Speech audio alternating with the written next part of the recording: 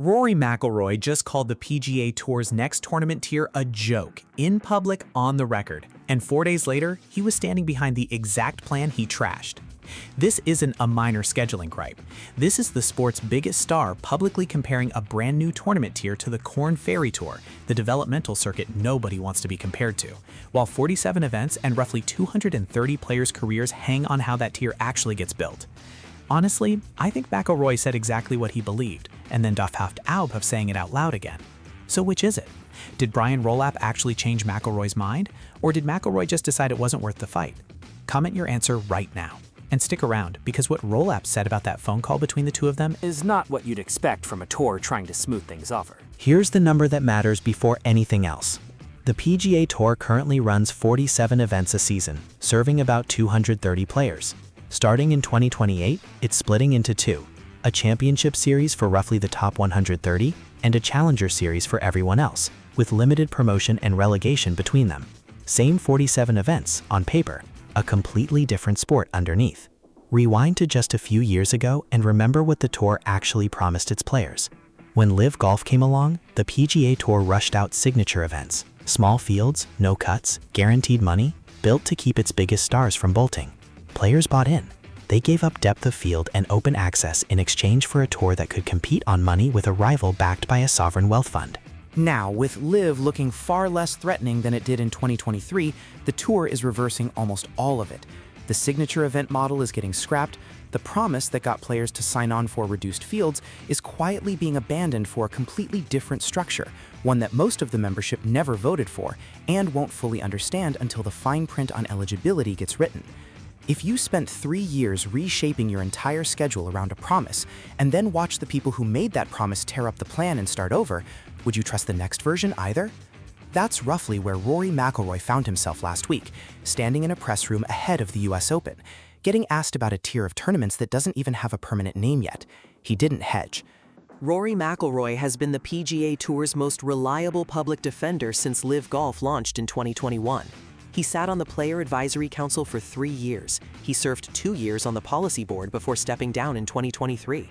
When the tour needed a star to stand up and vouch for it publicly, McIlroy was usually the one doing it, which makes what he said at Shinnecock Hills so much louder than it would be coming from anyone else. Asked directly about the tour's proposed Track 2 events, the ones set to make up the new Challenger Series, McIlroy didn't dance around it. Track 2 is a glorified Korn Ferry event, he said. Not similar to, not comparable to, a glorified version of the exact tour every player on the PGA Tour is trying to leave behind for good. That's the sentence that traveled. He didn't stop at the label either.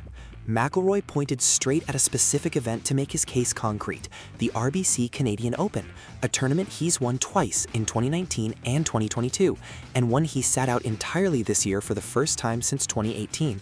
His argument was that an event with that kind of history and that kind of champions list has no business getting sorted into a second tier just because a sponsor hasn't put up enough prize money. In his words, he didn't think the Canadian Open should be one of those. 4 days later, Brian Rolapp had to stand at TPC River Highlands and answer for it, on the same day he was formally announcing the entire restructuring. Asked what he made of the glorified Korn Ferry line, Rolapp didn't get defensive. He confirmed the two of them had already talked.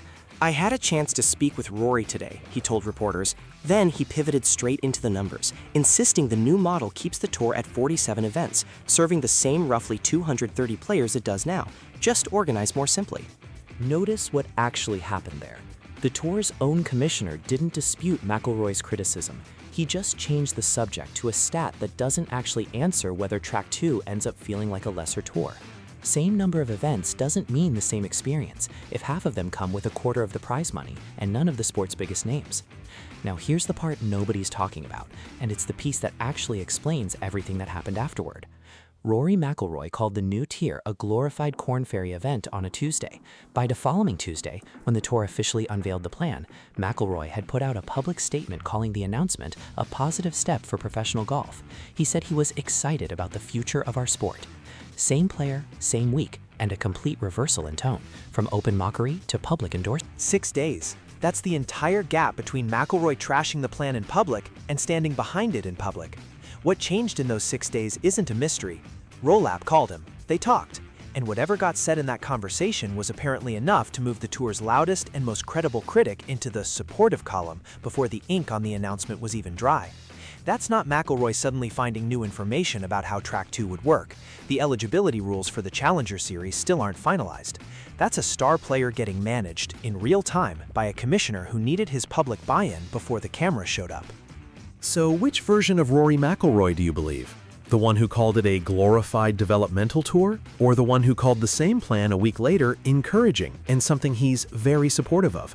Both of those are on the record. Both came out of his own mouth. Only one of them came after a phone call with the man running the tour. And just when this looked like the tour had simply talked its biggest star into falling in line, one of the tour's own player directors stepped in with a defense that actually complicates the picture further. We'll get to that. Here's why the timing on all of this matters. The tour's policy board approved the entire restructuring on a Monday.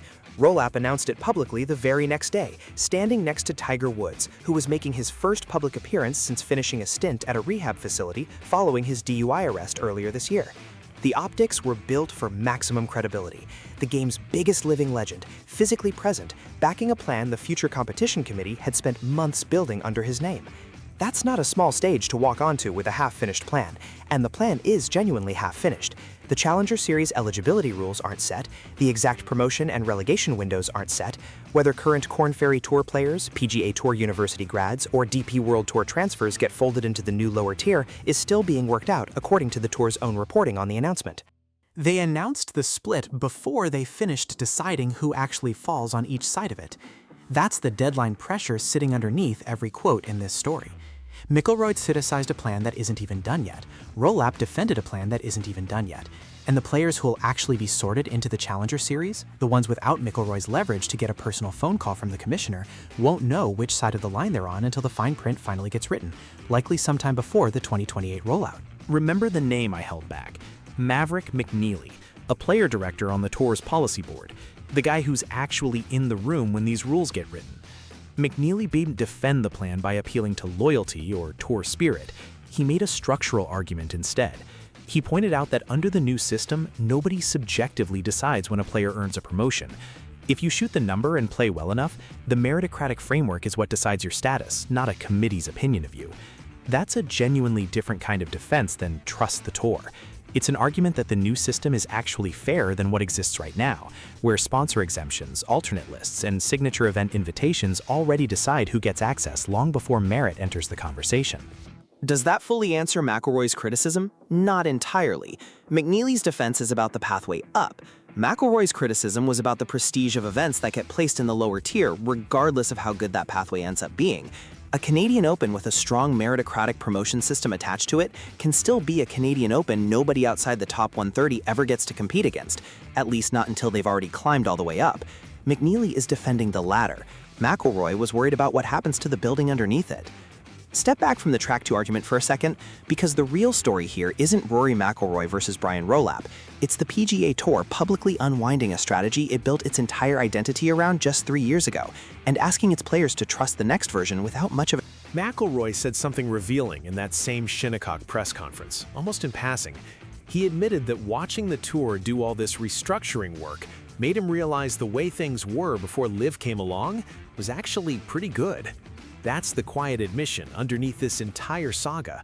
The signature event model, the reduced fields, the guaranteed money, all of it was built to fight a threat that's since faded, and now the tour is dismantling its own emergency response and calling it a meritocracy.